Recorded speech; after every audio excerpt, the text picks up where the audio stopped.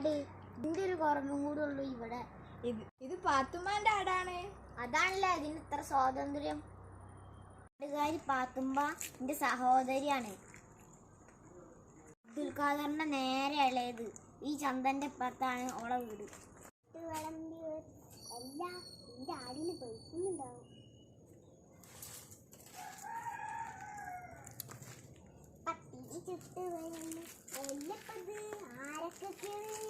എന്താ കുഞ്ഞോളെ?